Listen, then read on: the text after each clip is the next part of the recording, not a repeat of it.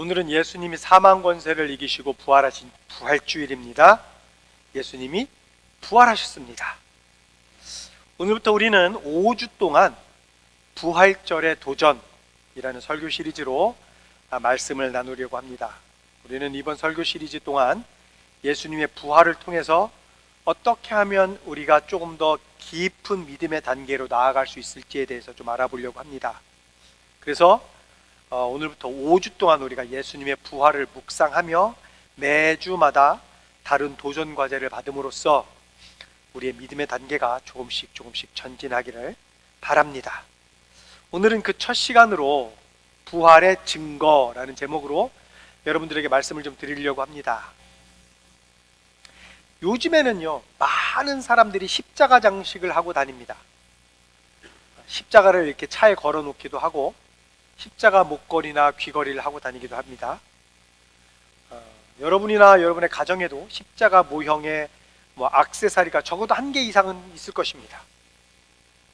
요즘에 이 십자가 액세서리는요, 또 다양한 디자인과 다양한 색상으로 또 만들어져서 판매가 되고 있습니다. 금십자가, 은십자가, 어떤 것은 또 나무로 만든 십자가 등등 아주 다양하게 만들어져서 팔리고 있고, 우리는 또 그것들을 착용하고 있습니다. 그것이 어떠한 모양이든 어떠한 색상이든 십자가라는 것은 우리 믿는 사람들에게 믿음의 상징이기 때문에 어떻게 보면은 크리스천들에게는 이게 특별한 조각입니다. 그런데 여러분, 십자가가 무엇인지 깊게 생각해 보신 적 있습니까? 지금은 우리가 이렇게 가볍게 십자가 귀걸이도 하고 하지만 십자가가 어떤 의미로 사용되었던 도구입니까? 2000년 전에 십자가는 로마에서 범죄자들을 처형하는 데 사용되었던 도구였습니다. 그리고 십자가에서의 그 처형은요, 흉악범들에게만 행해졌던 가장 고통스럽고 잔인한 사형 도구였습니다. 제가 여러분들에게 십자가 사형이 얼마나 고통스러운 것인지 말씀을 드린 것 같기도 하고 드리지 않은 것 같기도 하고 좀 잘 모르겠습니다만요, 이 십자가에서의 죽음은요, 여러분들이, 많은 분들이 어떻게 알고 있냐면 과다출혈로 죽는다라고 생각을 하고 있는데, 사실은 그게 아니고요, 이 범죄자가 자신의 몸의 무게 때문에 질식사로 죽게 하는 형태의 도구예요. 만약에 우리가 그 당시에 십자가 목걸이를 목에 걸었다면 지금처럼 그것은 죽음과 고문의 상징을 우리가 차고 있는 것과 같은 거예요. 이게 왜 이 십자가에서의 죽음이 질식사가 되는 거냐면, 우리는 이제 이게 못을 받고 옆구리에 창을 찔려고 해서 피와 물을 다 쏟았기 때문에 과다출혈로 죽는다고 생각을 하는데, 그게 아니라 피가 빠지고 물이 빠지면 장기가 원활하게 움직이지를 않아요. 그래서 폐가 이렇게 쉽게 이렇게 작동을 안 한대요. 그래서 이게 십자가에 이렇게 못이 박혀 있으니까 몸에 힘이 빠지는 거예요. 그러니까 이게 이렇게 몸이 밑으로 처지면서 이 숨을 못 쉬게 이렇게 자꾸 눌린다는 거예요. 그래서 이 십자가에 못 박힌 사람이 숨이 안 쉬어지니까 자기를 이렇게 몸을 이렇게 당겨 올리는 거죠. 제가 지금 이 팔을 쓸 수가 없어서 이렇게 흉내를 못 내는데 한쪽만 이렇게 할게요. 이렇게 쳐졌다가 숨이 안 쉬어지니까 이거 올리는 거예요. 근데 내 몸을 올리면 여기에 박혀 있는 십자가의 그 못 때문에 이게 너무 고통스러운 거예요.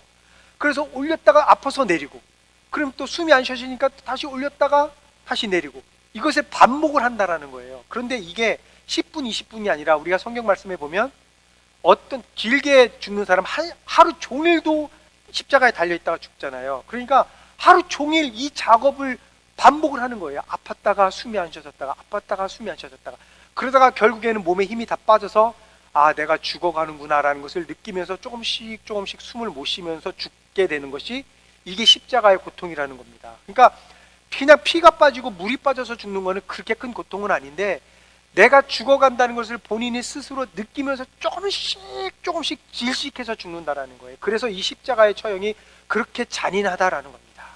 그래서 얼마 지나지 않아서 로마에서도 이 십자가 처형법을 금지시킬 정도로 굉장히 잔인한 십자가 처형인데, 근데 그 십자가를 그 당시에 우리처럼 이렇게 십자가 모형을 목걸이나 하고 다니고 귀걸이를 하고 다녔다면 정말 잔인한 사람이 되는 거죠.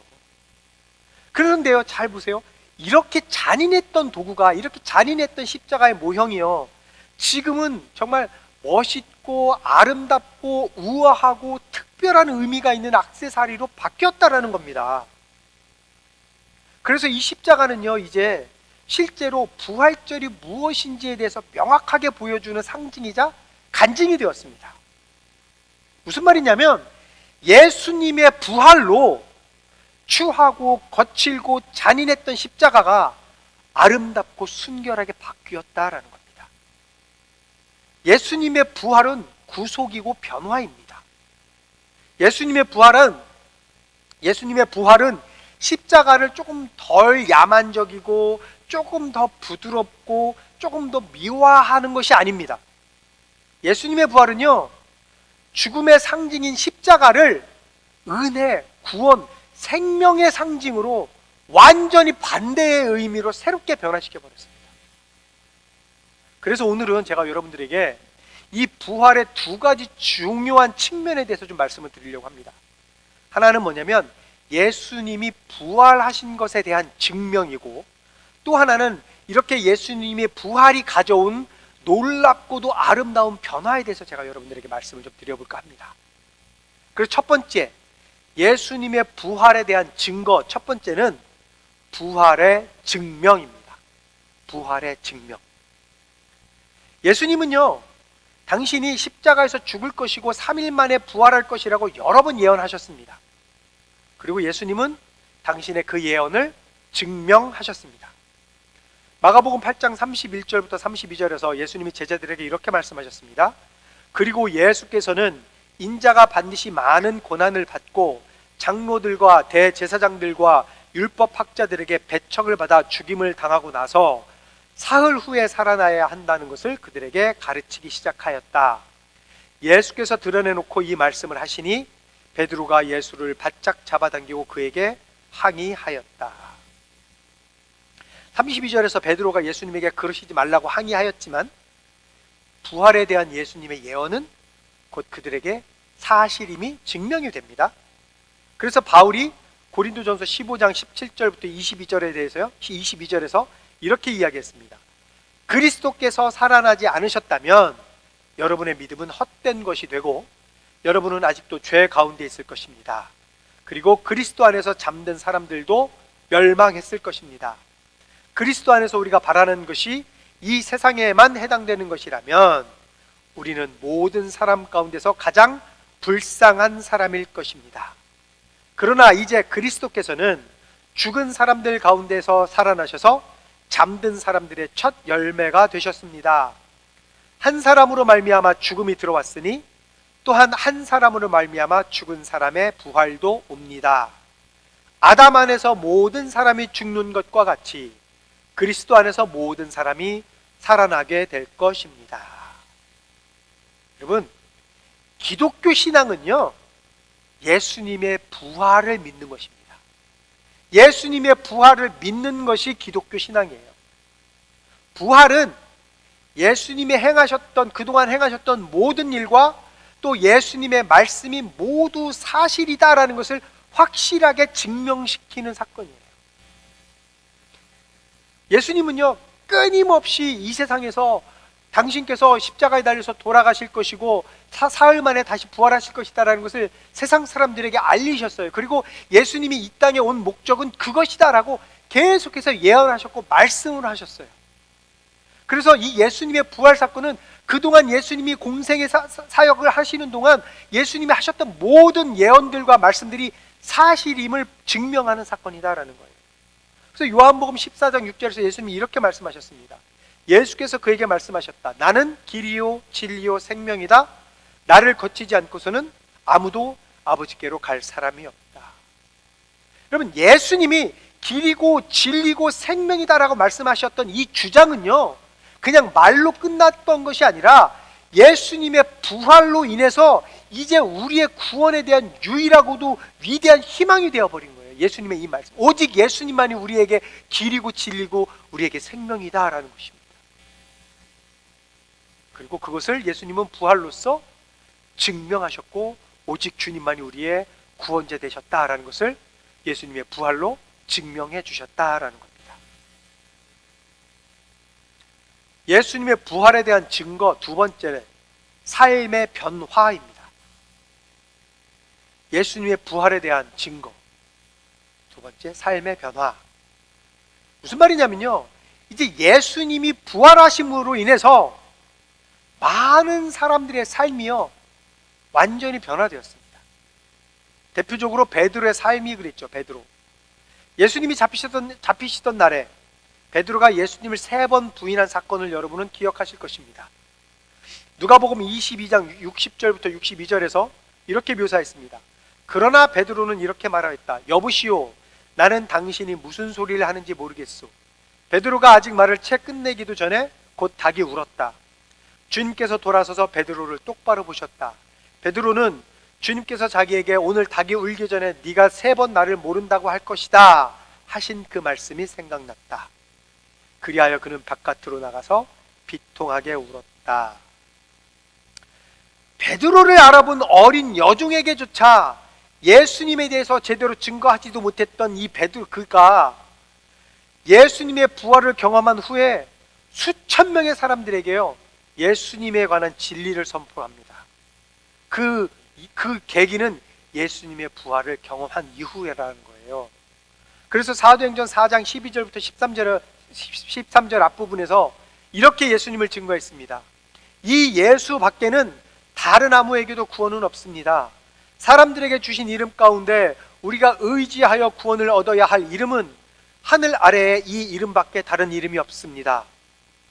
그들은 베드로와 요한이 본래 배운 것이 없는 보잘것없는 사람인 줄 알았는데 이렇게 담대하게 말하는 것을 보고 놀랐다. 지금 베드로와 요한은요 예수님의 부활을 경험한 이후에 이렇게 모든 사람들 앞에 가서 오직 예수님에게만 구원이 있다라고 선포하고 있는 거예요. 어린 여종에게도 예수님에 대해서 이야기하지 못하고 예수님을 부인했던 그가 예수님의 부활을 경험하고 나니 죽음이 두렵지 않은 거예요. 모든 사람들 앞에서 담대하게 오직 예수님만을 선포하는 사람으로 변화되었다라는 겁니다. 예수님의 부활의 위대함은요 우리의 삶의 변화입니다. 이게 부활의 위대함이에요. 시대를 초월해서 수많은 사람들이요 예수님의 부활을 통해서 삶의 변화를 경험하였습니다. 우리가 방금 읽었던 말씀처럼 베드로와 요한도 예수님의 부활로 인해서 그들의 삶이 변화되었잖아요. 그렇다면 오늘 우리의 삶도 예수님의 부활에 의해서 변화받을 수 있다라는 겁니다.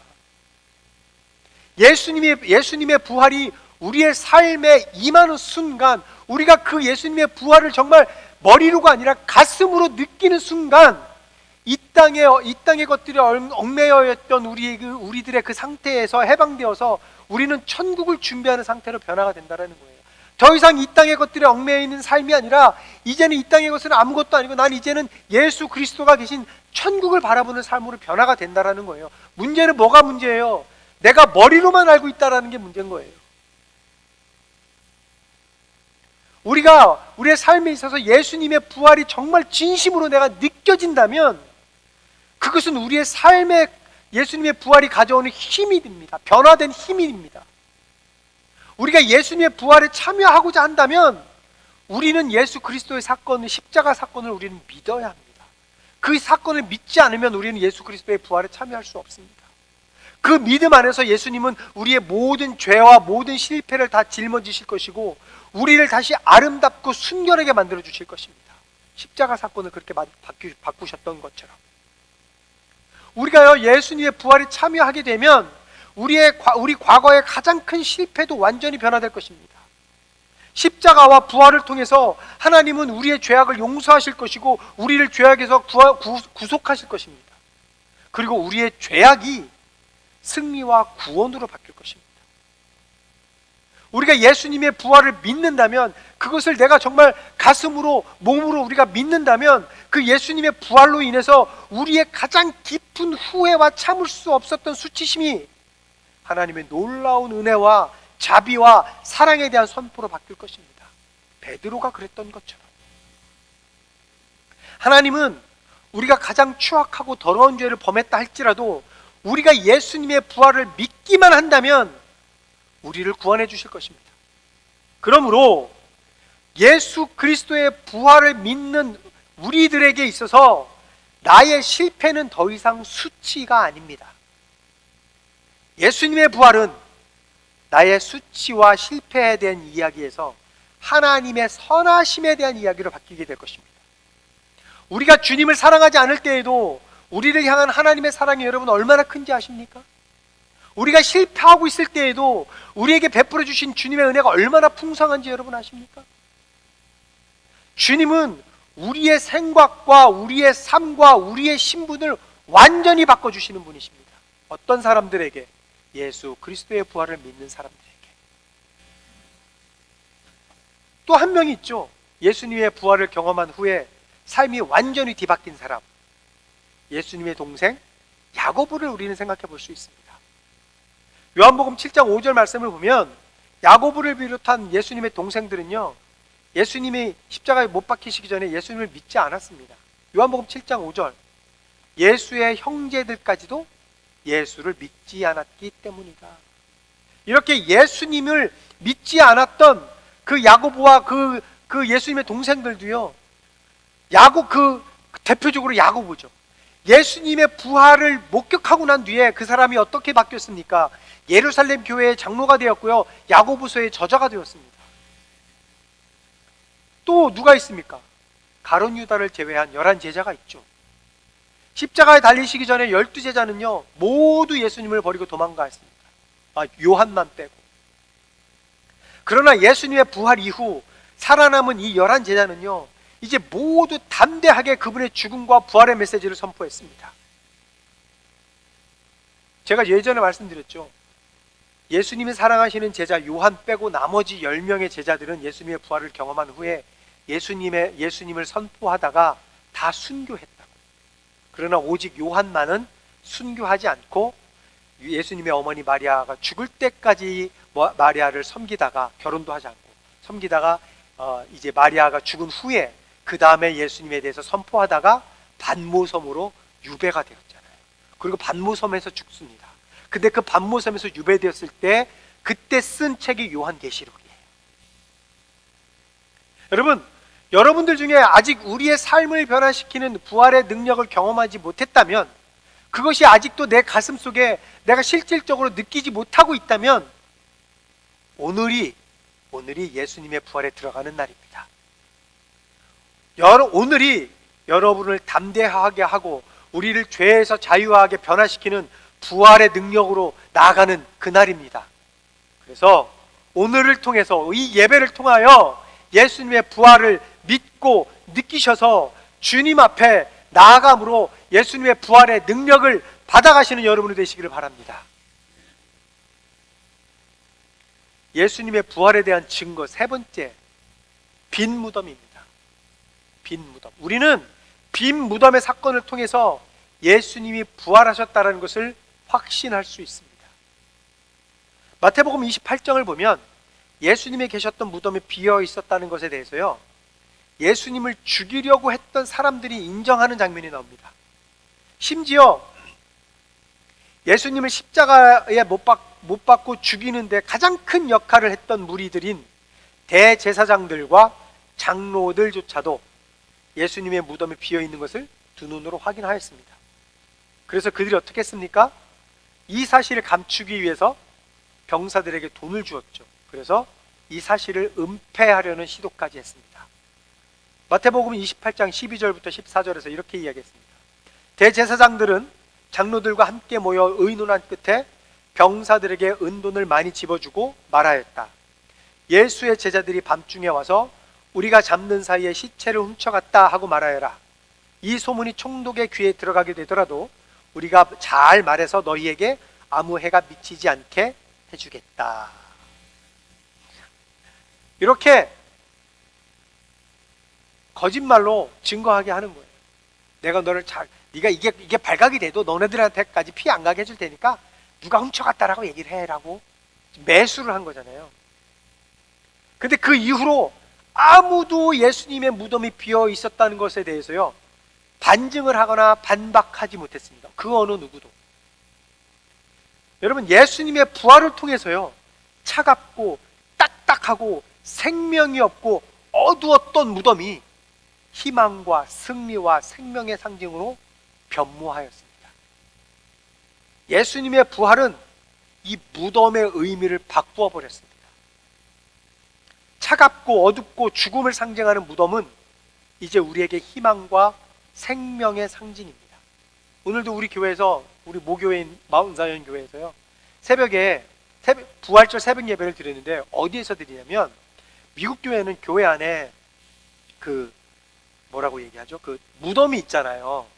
공동 묘지가 이렇게 따로 있어요, 교회 뒤에. 그래서 교인들이 신앙생활 하다가 돌아가시면 그 교회 뒤에다가 이렇게 묻어주거든요. 오늘도 우리가 새벽 예배를 거기에서 드렸어요.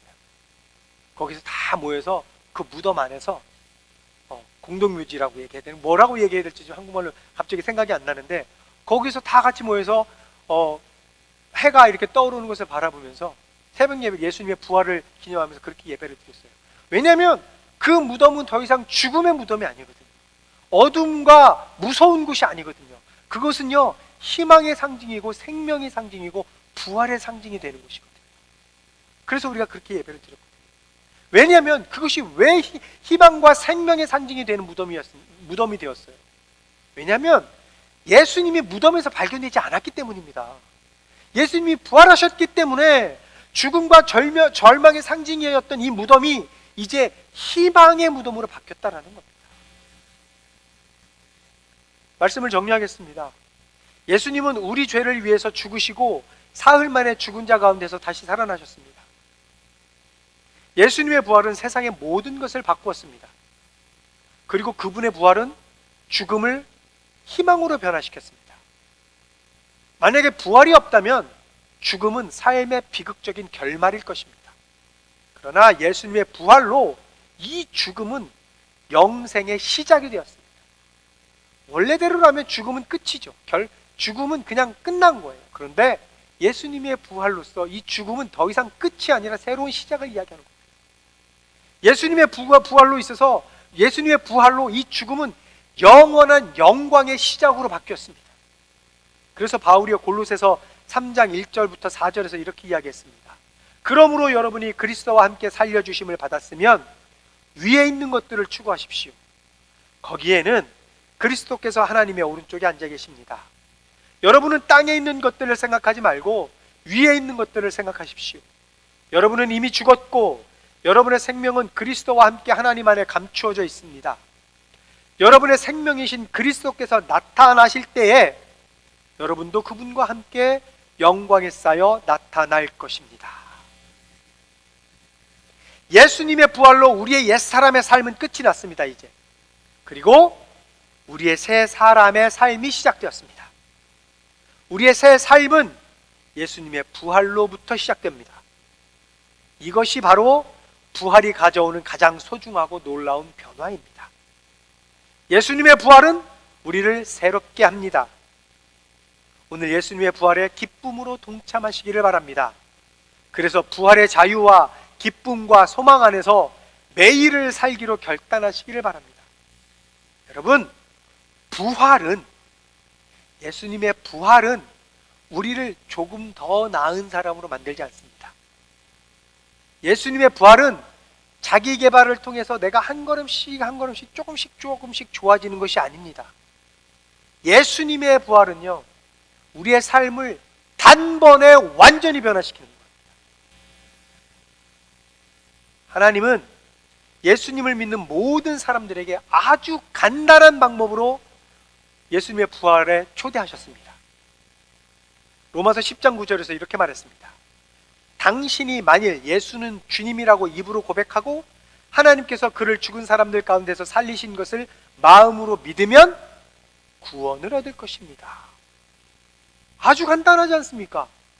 그저 예수님을 구주로 믿으면 된다라는 거예요. 예수님의 부활을 믿으면 구원을 받는다라는 겁니다.